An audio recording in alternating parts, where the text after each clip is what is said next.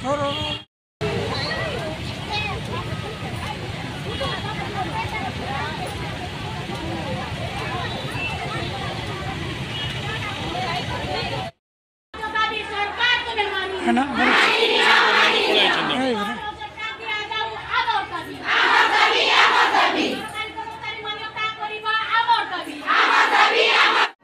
ना हूँ झिमिमा खरा मो कोरापुट जिला बोरिगुमा ब्लॉक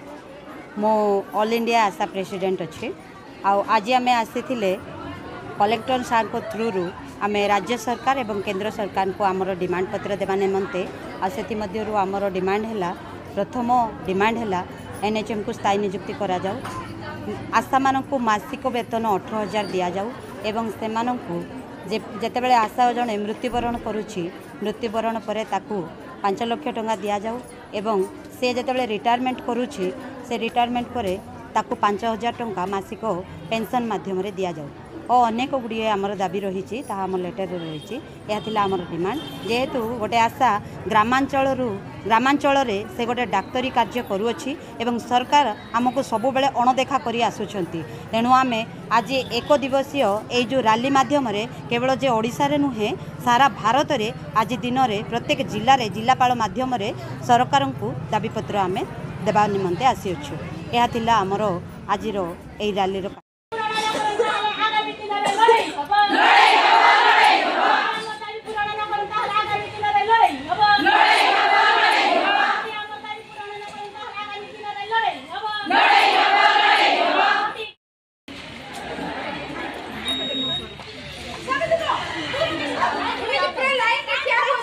भीमार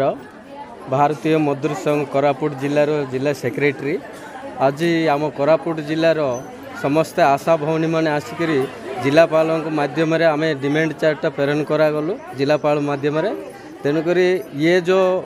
कोरापुट जिले में जी अच्छा ऑल ओडिशा रे जी अच्छा आशा भौणी मैंने एमानकर जो कार्य को है भाया प्राप्य मिलूना तेणुक भारतीय मजदूर संघ ऑल इंडिया लेवल रे गोटे निष्पत्ति नेला जे गवर्नमेंट को तांकर जो प्राप्य जो टाइप मिलबार अच्छी तांकर जो रिटायरमेंट हो तांकर जो